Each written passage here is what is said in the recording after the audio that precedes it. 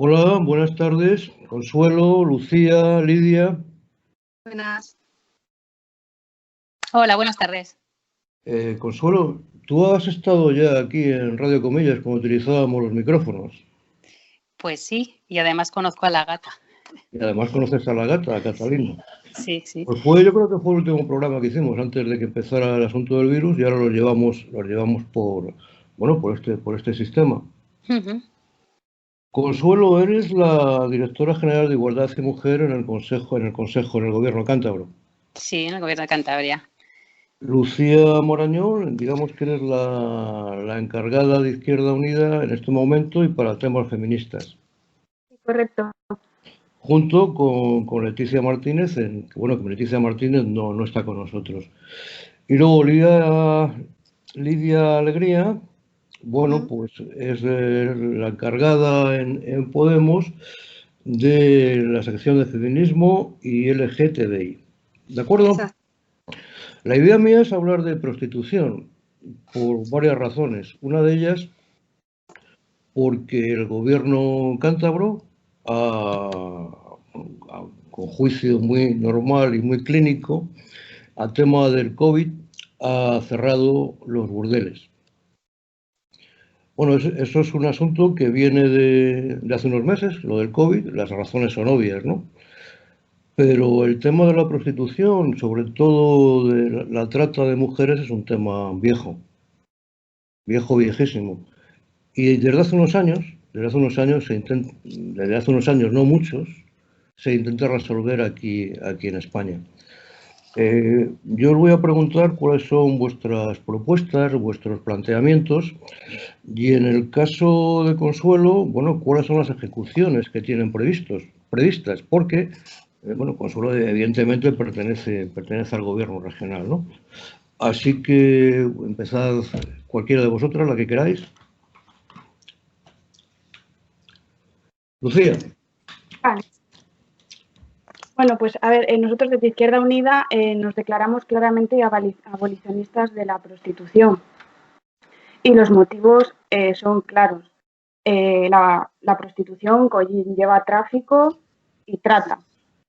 Se dice que el 95% de las mujeres y niñas, el 95% de la trata son mujeres y niñas.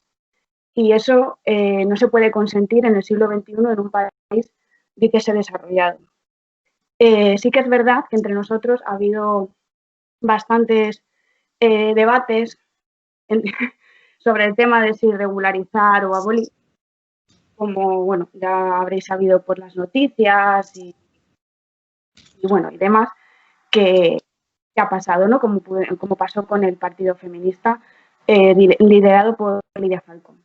Pero decididamente nos declaramos así y ya digo, creemos que lo que hay que hacer es trabajar para que ninguna mujer, incluso niñas, claro que no, se vea denigrada de esa forma por ningún hombre, porque también es un tipo de violencia. Y es una violencia que conlleva, aparte de la económica, porque normalmente la gente que se dedica a la prostitución está en una situación económica, digamos, delicada. Y además de económica, por supuesto es sexual, porque lo consideramos un abuso hacia el cuerpo de la mujer e incluso en algunos casos una violación hacia él. Física, en algunos casos también. Lamentablemente los deseos de algunos hombres son demasiado denigrantes e incluso delictivos. Y psicológica, pues obviamente, claramente. Creo que eso igual puede explicarlo mejor Consuelo que yo. Y bueno, es un principio. Bueno, a mí me gustaría ahora que continuara Lidia, si no te importa, Consuelo. Sí, adelante.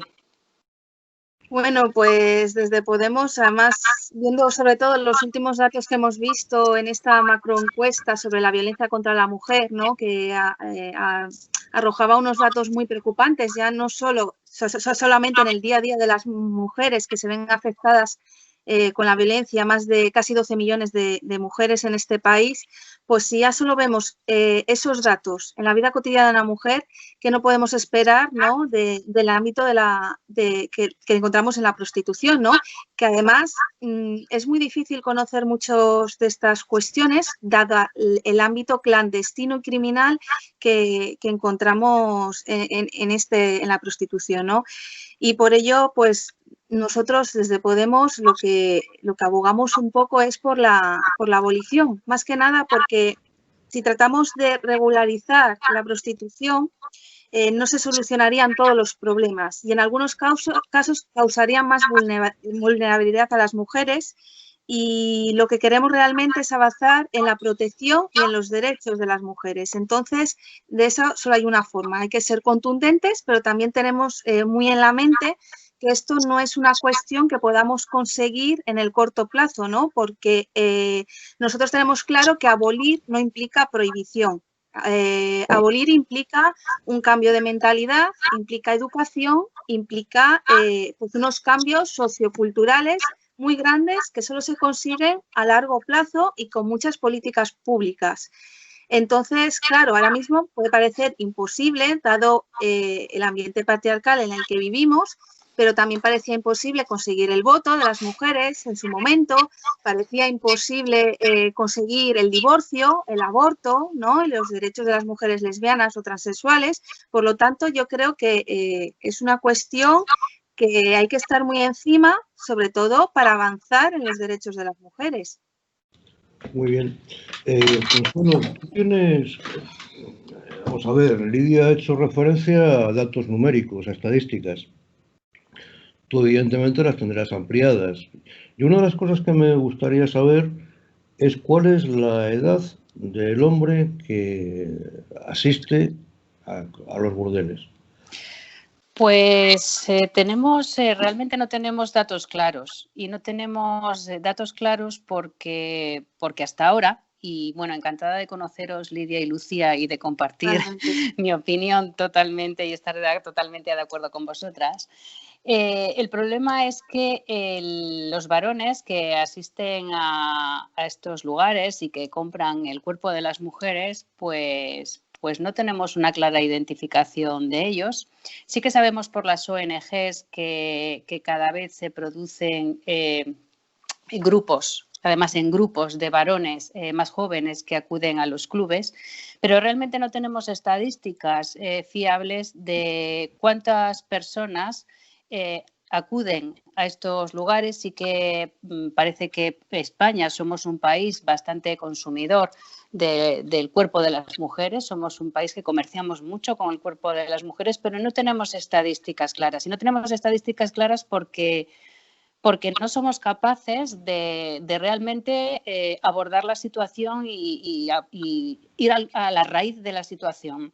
Y la raíz de la situación en este caso es que no a la trata, eso está clarísimo, pero también no a la prostitución. Entonces, yo espero y además confío en que ese cambio sociocultural no sea tan a largo plazo. Yo espero que ya que estamos tantas personas de acuerdo, porque ahora mismo Lidia, Lucía y yo y muchos varones de nuestra comunidad autónoma y de nuestro país también están de acuerdo, que yo creo que tenemos que ya dar por fin un paso y realmente empezar a decir que no se comercia con el cuerpo de las mujeres y empezar a realmente hacer estudios serios por parte de las administraciones de cómo está esta situación y cómo podemos ir abordándola de una forma contundente. Habéis mencionado la palabra abolición, habéis mencionado la palabra trata y la palabra tráfico. ¿Qué diferencia existe? Yo la conozco, evidentemente. Quiero que deis vuestra opinión para compartirla con la gente que nos escucha o nos va a escuchar. ¿Qué diferencia hay entre la trata y el tráfico? ¿Qué diferencia hay entre la persona que es esclavista, porque tiene esclavos, en este caso serían esclavas, mujeres, y aquella que se dedica, digamos, a robar mujeres? La hacen muchísimas son extranjeras, y de alguna forma por métodos más o menos violentos las trae a España. O sea, una persona es aquella que tiene un burdel, el dueño de un burdel, y otra persona es la que le suministra la materia prima, en este caso el cuerpo. Pues no sé si queréis que empiece o queréis empezar Lidia o Lucía. Como queráis, si queréis. Bueno, pues... Desde el punto de vista de conceptos, la trata de seres humanos para explotación sexual es la captación, el traslado y la retención de personas con fines de cierta explotación. Y en este caso estamos hablando de la explotación sexual.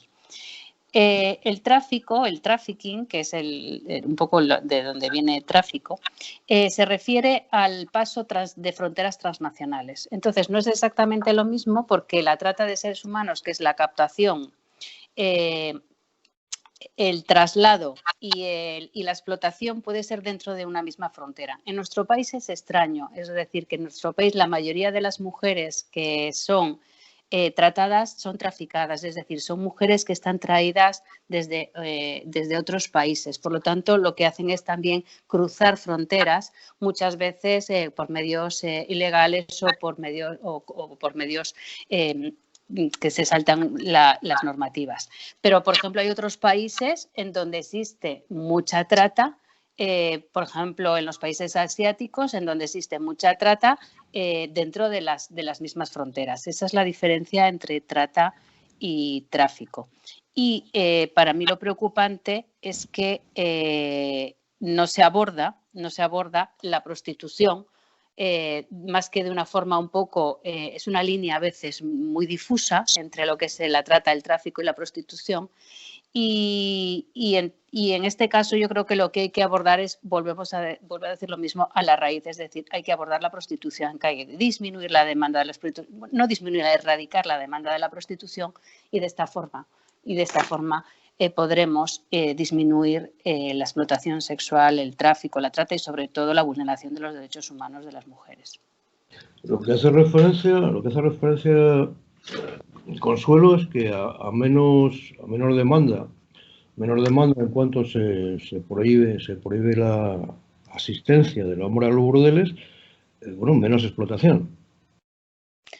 Bueno, pues es que esta prohibición se hace muy recientemente y forma parte de una actuación de la Comunidad Autónoma de Cantabria, que también otras comunidades autónomas han dado el paso, y yo creo que todavía no tenemos suficiente margen para conocer si realmente somos capaces de llegar a estas mujeres y de ofrecerles los recursos que tenemos, los tenemos y los tenemos preparados, pero es importante poder llegar a ellas y realmente poder hacer que vengan y que confíen en las instituciones y que salgan de este tipo de vida y de esas amenazas, de esos chantajes a veces que a veces no es tan fácil salir.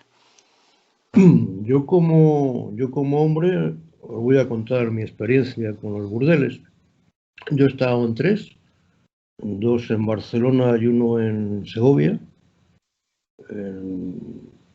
Ninguno ha sido porque yo quisiera entrar, sino porque me acompañaron, me llevaron. En un sitio era un bar de topless, hace muchísimos años, y en nosotros dos, por circunstancias que no vienen al caso. Pero sí, como hombre, a mí se me ha llegado a plantear, como no asiduo a los burdeles, se me ha llegado a plantear mi masculinidad en ambientes. ¿Tú por qué no? ¿Qué problema tienes que no acudes? Quiero con ello expresar que el punto de vista del hombre ha de ser educado, se está educando, pero lleva muchísimo tiempo. Si hablamos de la violencia contra la mujer, llevamos muchos años. Y en este caso, incluso yo creo que muchos hombres ni siquiera piensan que violentan el cuerpo de la mujer cuando van a un burdel. ¿Cuál es vuestra opinión? Pues mira, yo creo que has dado una de las claves, ¿no? respecto a la masculinidad, porque yo creo que también el tema de la prostitución ha evolucionado a lo largo del tiempo, porque se dice que la prostitución es uno de los trabajos más antiguos del mundo, pero eso no es así. Siempre ha habido una evolución y yo creo que antes había una mujer mucho más sumisa y se basaba la sociedad en que la mujer era sumisa, y a lo largo de los últimos años ha venido habiendo un empoderamiento de la mujer, y entonces ahora yo creo que la prostitución más que nada está enfocada a reafirmar esa masculinidad del hombre sobre la mujer. ¿Qué pasa? Que en los ámbitos de la prostitución encontramos más que nada pobreza. Entonces, ahora vamos a vincular, ¿no? Pues lo que se va a buscar es que, y luego lo vemos, que siempre en los datos estadísticos sobre pobreza encontramos a un perfil de mujer que siempre es más pobre, más precario en los trabajos, techos de cristal, porque ahora se basa en que el poder económico es lo que va a reafirmar, y el poder económico sobre la mujer es lo que va a reafirmar esa masculinidad, ¿no? Y yo creo que lo que comentabas también sobre los prostíbulos, bueno, sobre todo con la que se ha montado desde que el Ministerio de Igualdad se dijo de cerrar estos prostíbulos, sí que hay un consenso en que ahí pues hay trata, hay abusos, hay explotación, pero a la vez se puso un poco el grito en el cielo de que se cierran, ¿no? Entonces, si estamos de acuerdo en que hay eso y se pone el grito en el cielo, ¿por qué genera tanto revuelo, no? Yo creo que hay un problema, y es que faltan instrumentos para averiguar lo que está pasando en los prostíbulos. De hecho, hubo una directiva europea del 2011, ¿no? Para un poco poner las herramientas sobre la mesa para averiguar lo que pasa, y lo que pasa que a veces no hay medios o no hay voluntad política, y luego nos encontramos que en los prostíbulos que al final están como en un espacio alegal, según han dicho algunos presidentes de comunidad autónoma, cuando no debería ser así, porque realmente la prostitución en este país por cuenta ajena es ilegal y no hay término medio en eso. Entonces, los prostíbulos lo que hacen es, en muchas ocasiones, darse como alta, como hoteles, como pensiones, para de esa forma pagar menos impuestos y tener menos controles. Y eso, por un lado, es un problema tanto del que lo solicita de forma legal como de la administración que está dando ese permiso. Entonces, considero que hay que tener un poco la diferencia de que un prostíbulo, el trabajo por cuenta ajena, debería ser, en todo caso, captación de clientes o acompañamiento, pero en ningún caso contacto carnal, porque eso es ilegal en este país. Y eso es en lo que se amparan algunos para decir que es una cuestión alegal, y eso no es así. Entonces, es una de las cosas que hay que tener en cuenta. Lucía. Lucía. Bueno, primero quería decir que ojalá Consuelo tenga razón y esté más cerca de lo que nosotras nos imaginamos. Pero yo la verdad es que todavía lo veo un poco lejano. Porque cogiendo un poco el guante de lo que ha dicho mi compañera Lidia, lo cierto es que hay que empezar desde la educación, porque en el ejemplo que tú nos has puesto, Daniel, lo que veo es que los hombres lo que sienten es que tienen un derecho sobre la mujer y un servicio porque tienen una necesidad y un deseo que cumplir, como si las mujeres no lo tuviésemos o ellos tuvieran un derecho superior al nuestro. Entonces, yo creo que ese es el problema, que se vende la protección o pagar por sexo como tener un derecho. Si no lo haces, pues eres el nerd de la clase, el memo de turno, o no sabes lo que te estás perdiendo. Entonces, yo creo que el problema es ese, y hay que trabajarle desde los niños, porque a los mayores ya nos va a costar cambiar bastante.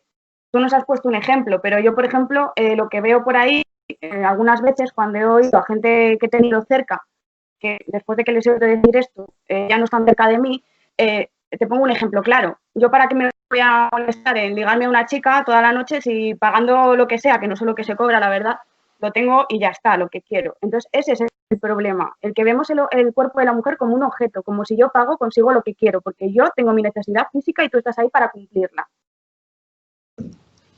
Efectivamente, en este caso, yo también apuntar que ese es un mito que yo creo que tenemos que empezar a realmente a no creérnoslo y a no compartirlo y a decir que no es así, y es el mito de que los hombres tienen una necesidad sexual que es un derecho y que su disfrute es irrenunciable, porque efectivamente no existe, o por lo menos que no, yo conozca, o sino que nos lo expliquen alguien que si conoce algún estudio, no existe ningún estudio que realmente indique que el deseo sexual de los varones es más, diríamos, como un derecho en vez de el de las mujeres. Y nosotras, en general, no compramos el cuerpo de los hombres o no compramos el cuerpo de otras mujeres.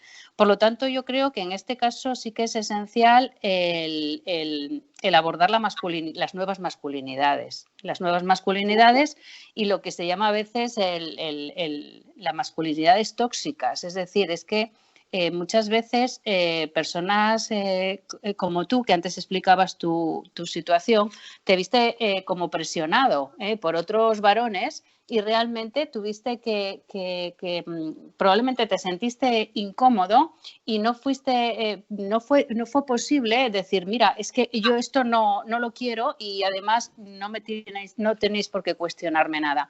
Eso es lo que yo creo que tenemos que ir trabajando, pero también es cierto que hay muchos hombres que ahora mismo ya opinan y ya ven la situación como nosotros lo estamos viendo, ¿eh? Y de hecho, por ejemplo, la semana pasada yo acudí con el vicepresidente del Gobierno, con Pablo Zuloaga, a dar cuentas al Senado de las medidas, de cómo estábamos ejecutando las medidas, la comunidad autónoma del Pacto de Estado, y desde luego él informó que en ese mismo día el Gobierno de Cantabria había dado el paso de cerrar los burdeles, que luego a mí me gustaría aclarar una cosa, por motivos sanitarios, y que además pedía al Senado, que ya que era una cámara en donde se legislaba, que realmente se le empiece a hacer una legislación que dé soporte a las comunidades autónomas y a los ayuntamientos para actuar con más contundencia en contra de estos lugares. Y no solamente de los prostíbulos, sino también, por desgracia, de los pisos o de los apartamentos a donde ahora mismo están llevando a las mujeres. Y solamente aclarar que el Gobierno de Cantabria, por motivos del COVID, ha dado este paso, pero en este sentido, aunque bienvenido sea todo tipo de paso, yo creo que no deben ser los motivos sanitarios los que realmente obliguen a cerrar estos lugares, sino motivos de derechos humanos y de dignidad humana. Y por lo tanto, este es un primer paso, pero creo que tenemos que seguir trabajando para que, si desapareciera el COVID, esos lugares permanecieran cerrados igualmente. Sí, claro. Yo quería, por alusiones, yo quería comentar que en mi caso, el ejemplo que he puesto no me sentí obligado a acudir a los 3 sitios a los que fui. De hecho, a mí me han invitado, por diversas razones de mi vida profesional, a ir a burdeles unas 100 o 200 veces, tanto en España como en el extranjero. Porque incluso os diría que el tema de la sexualidad en este asunto no es el prioritario. No existe una urgencia masculina por eyacular. Sí que puede existir una urgencia masculina por dominar. Así está, sí, sí. Bien, yo por eso, como mi experiencia, que ha sido tan reducida como la que he comentado, bueno, pero en el entorno mío he visto mucho de esto. Yo lo que veo es que esto, como todas las leyes que van en defensa de la feminidad, con educación no se realiza. Lidia, tú hablabas de que poco a poco se podía educar yo creo que hay que tomar alguna medida de una mayor radicalidad para cortarlo de seco. Incluso me pregunto cómo es posible ya, sin hablar de hombres y de mujeres, cómo haya esclavismo. Yo esto lo entiendo de una forma... Pero hay que tener en cuenta que la prostitución también lleva detrás de la demanda hay mafias. O sea, es que yo creo que no es fácil, de verdad. Yo creo, ojalá fuera tan fácil de decir mañana se acaba y ya hemos ganado todos los derechos para las mujeres, pero es que a día de hoy nosotras, las mujeres, tenemos muy claro que es una lucha a largo plazo. Si es que a día de hoy, no solo en prostitución, hemos conquistado muchos derechos. Sigue habiendo desigualdades en el día a día entre los hombres y las mujeres. Solo hace falta verlo en la encuesta, la macroencuesta a la que hacía referencia antes. Es que vemos unas cifras que dan miedo. 12 millones de mujeres en este país han sufrido algún tipo de violencia de género o violencia machista. O sea, es que creo que por mucho que queramos, es que hace falta un cambio estructural y cambiar la visión patriarcal de este país, pero no solo de este país, sino de todo el mundo. Y eso no se consigue de la noche a la mañana, sobre todo cuando la gente tiene muy interiorizada unos valores culturales y sociales de gran calado, y que eso no se cambia porque sí, sino que hace falta implementar muchas políticas públicas, pero sobre todo muchísima pedagogía, y de eso desde los ámbitos de educación es primordial. La educación siempre es lo que ha hecho que avancemos en una dirección u otra. Los cambios socioculturales de principios del siglo XX y los cambios industriales nos abrieron a otras visiones y a otro nuevo mundo que nada tenía que ver con el siglo anterior. Por lo tanto, en un siglo hemos avanzado mucho las mujeres, como lo decía antes, con el voto, con el aborto, el divorcio, pero es que para las cifras que vemos, con que alguna vez las mujeres han sido acosadas o que sufren en el trabajo algún tipo de acoso laboral o cualquier cosa, eso sigue ahí. Y eso no ha cambiado por muchas medidas que se han venido implementando. Hay que seguir en esa dirección. Lucía, ¿quieres opinar sobre esto?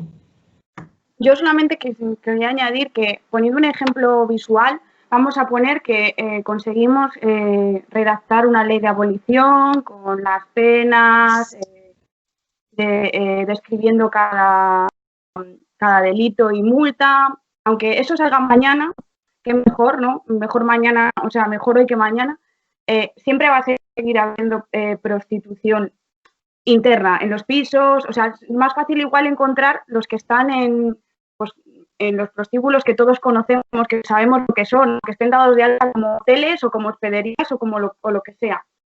Eso es lo que necesitamos, la educación, porque no sé quién lo ha dicho antes de mis compañeras, pero si no hay demanda, no hay oferta. Entonces, lo que tenemos que conseguir es educar a las generaciones futuras y lo posible a las actuales a que no consuman eso, a que eso es bueno, pues un atentado contra la mujer y que no deben de usarlo o ser usuarios de ello. Hay una diferencia, ha salido varias veces, es entre los pisos y los prostíbulos. En los prostíbulos y en los pisos habrá mujeres de alguna forma traficadas, tratadas, y habrá mujeres que libremente, vamos a entenderlo en lo que significa la palabra, con cierta libertad, acomodada al entorno, ejerzan la prostitución. ¿Existen dos tipos de prostitutas? No. Yo por el conocimiento que tengo de haber trabajado antes en la Delegación contra la Violencia sobre la Mujer, en la delegación del Gobierno, y trabajar en coordinación con las fuerzas y cuerpos de seguridad, los lugares en donde se ejerce la prostitución, la diferencia entre los prostíbulos y los clubes es que son lugares, los primeros, que son públicos y que a veces tienen regulada su actividad de alguna forma, y luego los pisos son las mismas personas que están en los clubes las trasladan a los pisos y a los apartamentos, a veces porque es más difícil abordar ahora mismo, al no haber nada legislado, es mucho más difícil abordar entrar en un apartamento, porque lógicamente estamos en un Estado de Derecho y la inviolabilidad del domicilio es algo, una de nuestras garantías, ¿no? Entonces, en este sentido, si se lograra realmente penalizar el comercio sexual, En este caso, si encontráramos indicios o se encontraran indicios de comercio sexual en un piso, en este caso las fuerzas y cuerpos de seguridad del Estado sí que podrían, porque así lo hemos visto y hemos trabajado con Fiscalía, en pedir autorización judicial para entrar en los lugares. No son tipos diferentes de prostitución, son formas diferentes de ocultarlo o de ocultarlo un poco menos. Y luego yo realmente en ningún caso creo que la prostitución sea ejercida desde la libertad. En ninguno.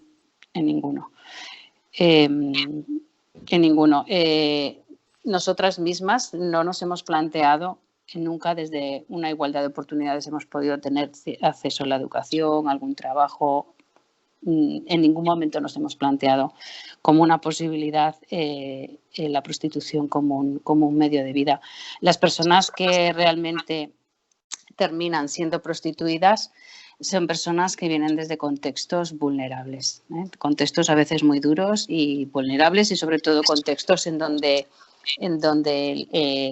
la cultura de que el cuerpo de la mujer es un objeto y que se puede comprar y que está hecho para el uso y disfrute del varón está muy interiorizado. Y lo que decía, bueno, el Tribunal Supremo en el 2016 ya en su día dijo que, bueno, en cuanto a los clubs de alterno y todo esto, solo existía una relación laboral en caso de acompañamiento y demás, pero nunca trato carnal. Es decir, porque el contrato, en el momento que hay eso, no se garantiza la libertad sexual, porque estás bajo contratos. Otro pone las condiciones en las que tú tienes que usar tu cuerpo. Y eso es totalmente ilegal, ¿no? Porque es que lo que no puede ser una cosa es que utilicemos nuestro cuerpo para un determinado trabajo, pero otra cosa es que nuestro lugar de trabajo sea nuestro cuerpo. Entonces, eso es lo que es totalmente ilegal en nuestro país, ¿no? Y sí que es cierto que el Estatuto de Autónomos, o sea, el Estatuto de Trabajadores Autónomos reconoce un poco que se den de alta la prostitución voluntaria, ¿no? Pero es que en esos casos es lo que decía Consuelo, es que ¿por qué te dedicas a la prostitución? Porque tú tienes un bagaje, y lo que decía anteriormente, económico, que no te permite igual, o sea, si tuvieras opción no estarías haciendo eso, ¿no? Entonces te condicionan las condiciones económicas que estás teniendo para, en teoría, libremente, que no es así porque tú lo haces por una razón y para subsistir, eso, pero en ningún caso yo tampoco creo que realmente existan mujeres que realmente quieran dedicarse a ello. Y además es que yo creo que el foco, y perdonadme un momentito, el foco no debe ser tanto en la toma de decisión de la mujer como nosotros como sociedad que queremos o que permitimos. Vamos a pensar que nosotros somos, por ejemplo, un país que somos un modelo en donar órganos. Y por mucho que hubiera libertad para que las personas vendieran un riñón o una córnea o un pulmón, porque así lo desearan, nosotros como sociedad no permitiríamos jamás la compra de órganos, porque éticamente como sociedad no lo podríamos admitir. Entonces, en este sentido, independientemente de la toma de decisiones que pueda tener una persona, yo creo que como sociedad debemos de verlo como una compra y una venta, y eso yo creo que es lo que no debemos en absoluto dudar, ¿no? Es decir, igual que en ningún momento accederíamos a que las personas vendieran un riñón, ¿por qué parece que tomamos con más normalidad que las personas puedan vender su cuerpo? Cuando sabemos que las personas que venden su cuerpo, que las personas que son comprados su cuerpo, tienen una serie de problemas físicos, psicológicos, es decir, que no son personas que luego esa actividad les produzca ningún estado de bienestar. El ejemplo del pulmón es muy llamativo y ojalá esa sociedad de la que hablas que tiene rechazo hacia la venta de órganos se mantenga. Yo no lo veo tan claro, que se mantenga la idea de que vender un pulmón es malo. Igual que sé que existen estas... No, perdona un momentito. No es malo vender un pulmón. Es malo comprar un pulmón si tu dinero hace que otra persona lo venda y estás en una superioridad. Evidentemente hay una diferencia. La persona que vende el pulmón, porque no creo que a nadie le guste vender un pulmón. O sea, evidentemente no le queda más remedio, ¿no? Pero sí que yo creo que existe en la sociedad una ideología muy subyacente, pero que existe, que dice, bueno, si tiene dinero para comprar un pulmón, a lo mejor a esta mujer, a este hombre, a este niño, le viene bien para su posible crecimiento económico. Es así, Consuelo, yo lo veo así de sencillo. Me parece horrible, pero yo creo que existe esa idea.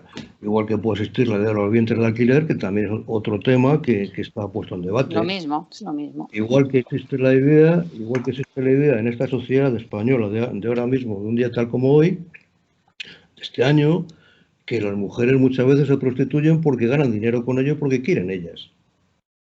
Entonces, eso existe, eso es innegable, o no estoy de acuerdo conmigo. O sea, vosotros pero pensáis hay un fondo económico detrás de eso. Lo que quieras, pero eso existe. O sea, hombre, sí existe porque yo creo que porque realmente el cuestionar todo esto realmente da en una de las, diríamos, de los lugares del patriarcado nucleares, que es que el cuerpo de las mujeres es un objeto, eso por una parte, y por otra parte hay corrientes de opinión que ahora mismo surgen y realmente están manipuladas desde los negocios de los proxenetas, porque teniendo en cuenta que es la segunda o la tercera actividad que más ingresos produce junto con el tráfico de armas y el tráfico de drogas, y yo creo que ya está superando la trata de seres humanos, pues lógicamente son negocios y son intereses económicos que son capaces de lanzar y de hacernos creer a algunos sectores en esa posible libertad o esos beneficios que pueden tener grupos de personas. Pero bueno, yo sí que creo que la sociedad estamos cambiando y yo la pregunta es, igual las cosas pueden ir despacio, pero ¿realmente estaríamos hace 30 años hablando ahora mismo de esto? Hace 30 años, quizá no, hace 20 años hablaríamos con mayor libertad que ahora mismo. Ay, no lo sé, yo no. O sea, yo creo que existe no me quiero poner en la parte razonablemente en contra vuestra. Yo estoy de acuerdo con todo lo que decís, absolutamente con todo. Lo que pasa es que yo creo que sois, salvo que Consuelo me conteste después con las medidas que realmente ella ha comentado que están previstas para ayudar a las mujeres, yo los veo muy voluntaristas.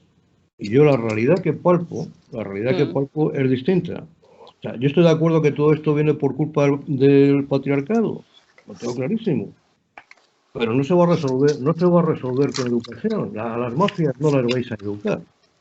No se van a educar las mafias. Pero no solo se trata de eso, sino se trata un poco también de deslegitimar un poco los abusos y la violencia que se ejerce durante generaciones y generaciones a la mujer. Y eso es lo difícil de cambiar el chip. Y por eso también la educación que hablábamos antes es muy importante, ¿no? Porque al final si conseguimos derechos colectivos, eso va a beneficiar a toda la sociedad, ¿no? Al fin y al cabo. Entonces, lo que aboga el feminismo, lo que abogamos desde varias organizaciones como Podemos es deslegitimar ese abuso y esa violencia contra las mujeres en todos los ámbitos, incluido desde el día a día, como hemos podido ver en la macroencuesta, como en un sector que es el de las trabajadoras del sexo que están muy vulnerables, especialmente. Entonces, es lo que hay que actuar y tratar de deslegitimar todo eso desde todos los ámbitos. Bueno, además de la educación, evidentemente se necesitan herramientas legales para que se pueda castigar los delitos de tráfico, de prostitución, de proxenetismo, perdón, no de prostitución, de proxenetismo. Y de consumo, ¿eh? Y de consumo, sí, por supuesto, porque yo creo que lo que estamos bien claro las tres es que si no hay demanda, no hay oferta, eso está claro. Evidentemente necesitamos esas herramientas, pero ahí yo creo que es donde yo incido sobre todo en la educación, porque necesitamos que haya más gente todavía que nos apoye con esto, porque yo ya os he puesto el ejemplo antes, a gente de mi edad que es que todavía cuesta, o sea, cuesta el tema, o sea, que ellos entienden que eso está así, que la mujer está ahí para sus deseos y ya está. Y no son gente que digas mayor, ¿no? Que digas, bueno, pues tienen otro tipo de pensamiento, de educación. No, es que son jóvenes. Entonces, por eso yo incido sobre todo en la educación, pero evidentemente lo que se necesitan son herramientas legales para que las fuerzas del Estado puedan ir contra ese tipo de delitos. Si no las hay, pues pasa lo que tenemos, pues hay pila de prostíbulos que todos sabemos que son prostíbulos, pero no podemos hacer nada contra ellos. ¿Qué puedes hacer? Intentar convencer a las pobres chicas de que salgan de ahí y afortunadamente ahora se están poniendo muchas más herramientas que antes no había para ellas y ojalá sigan después también de la pandemia, pero están amenazadas, están cohibidas. Ten en cuenta que trafican con gente a la que pueden amenazar y pueden cohibir de tal forma que hagan lo que ellos quieran cuando ellos quieran. Entonces, evidentemente, eso tiene que ser castigado. Yo, la verdad, no he estudiado Derecho y no sé muy bien cuáles son las penas o las multas que se les puede poner, pero evidentemente, si no tenemos el apoyo de las leyes, no lo vamos a poder abolir en la vida. O sea, pero al final eso tenemos que conseguir también que cambie en la educación, porque lo aboliremos, pero siempre habrá ahí pues lo típico, la típica manzana podrida o el típico lugar que se nos escapa, porque eso pasa con todo. Entonces, si cambiamos la educación y además tenemos la refrenda legal, yo creo que de aquí a unos años se consiga. Vosotras me ponéis el ejemplo del divorcio y del aborto. O sea, y ahora nadie nos cuestiona eso casi. Yo creo que ya está todo integrado en nuestra cultura. Y yo creo que eso tiene que pasar con la prostitución, pero evidentemente si no hay leyes detrás y no hay castigo, no se va a conseguir. Sí. Bueno, una de las cosas es que veíamos, bueno, desde Podemos vemos desde siempre muchísima impunidad, ¿no? El proxenetismo, ¿no?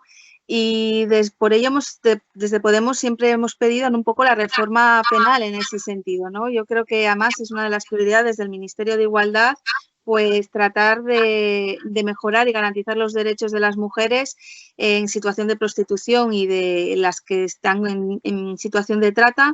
Y además es que creo que, pues lo que decía Lucía, es que hace falta de verdad que exista una implicación real en todo esto, ¿no? Porque yo creo que sí, se han puesto medios, había una directiva europea del 2011, pero al final yo creo que al final no hay instrumentos suficientes ni ha habido demasiada voluntad política en todo esto. Ahora, con el tema del COVID, sí que se han puesto sobre la mesa con el cierre de estos prostíbulos, ¿no?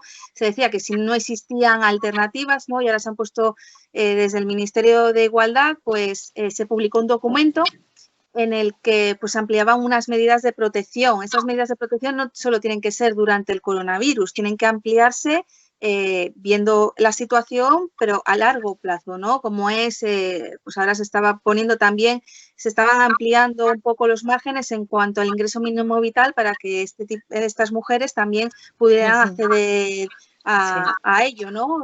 No solo porque te lo reconozcan, sino también una organización social o cualquier otro servicio social reconozca que esa mujer está en situación de prostitución y que puede tener derecho de acceso a ese ingreso mínimo vital, ¿no? Se ha puesto, pero estas medidas no son suficientes, siempre hay que ir avanzando y profundizando un poco más. Llevamos 43 minutos de programa. Yo quería una última intervención de Consuelo. Ay, sí, que es muy importante que cuente los recursos que tenemos, claro, porque sí que quería exponerlos. Sí. Eso, sí. Sí. Bueno, pues en este caso, la ley de igualdad, la ley de violencia 1/2004 del 1 de abril de la Comunidad Autónoma de Cantabria, pues es una gran aliada en este sentido, porque el concepto de violencia de género no solamente está identificado como la violencia sobre la pareja, o sea, dentro de la pareja, sino también otro tipo de violencias. Y la prostitución lo considera que es un tipo de violencia. Con lo que nosotros tenemos un marco legal que podemos poner en marcha los recursos. Y de hecho, los recursos que ahora mismo tenemos de emergencia, de acogida y de asistencia social integral están ya plenamente operativos y siempre han estado plenamente operativos para recibir a este colectivo de personas que están en una situación en contextos de prostitución. Lo que hemos hecho es que que cualquier mujer que esté en una situación, en un contexto vulnerable, en un contexto de prostitución, que quiera acudir a nuestros centros, no tiene más que acudir a los servicios sociales de atención primaria, a los centros de salud o a las fuerzas y cuerpos de seguridad del Estado o a las asociaciones como tal, y se lo hemos informado por carta y también a la delegación del Gobierno, puede acudir a nuestros centros de acogida y de emergencia o llamar al teléfono 942 21 41 41. De tal forma que nosotros, para empezar, tenemos recursos habitacionales. Lo que hicimos ya cuando hubo el periodo de confinamiento, ampliamos los recursos habitacionales tal y como nos indicó el plan de contingencia del Ministerio de Igualdad, por si acaso nuestros recursos se llenaban. Nuestros recursos llegaron al 100%. Teníamos preparados otros recursos habitacionales para que no hubiera mujeres que no pudieran acceder, y esos recursos habitacionales siguen existiendo y están preparados para recibir a estas personas. Una vez que estas personas llegan a nuestros recursos, que pueden ser ya sea porque quieren estar desde un punto de vista habitacional o para informarse o ser atendidas, no tienen lista de espera. Hemos ampliado con el Pacto de Estado nuestros centros de tal forma que no hay lista de espera, y estas mujeres, como son muy variadas y su casuística y sus características son muy variadas, lo que tenemos que hacer es acogerlas, lo primero de todo, dotarles de un alojamiento digno y de sus necesidades básicas cubiertas, y a partir de ahí vamos a evaluar, como estamos haciendo. Ya ha habido 6 que han acudido en esta situación. Luego llevamos evaluando en función de cada persona cuáles son las necesidades o cuáles son las ayudas que les podemos ofertar. Muy bien. Bueno, pues Lucía, Lidia y Consuelo, yo os doy las gracias por vuestras opiniones. Ya habrá tiempo de hablar de este tema. A mí me gustaría presentaros a la otra parte de la mesa. La otra parte de la mesa que piensa como vosotras, pero cree más en medidas de cierta contundencia, legales de cierta contundencia. Que las cosas despacio, yo no sé si será el camino adecuado, pero yo no sé si se llegará a la meta. Bueno, pues que muchas gracias a las 3 por vuestras palabras. Pues Gracias. Muchas gracias. Encantada, Lucía y Lidia, Igualmente. Y seguiré en contacto con vosotras. Lo mismo digo. Gracias. Vamos a seguir trabajando. Gracias. Gracias.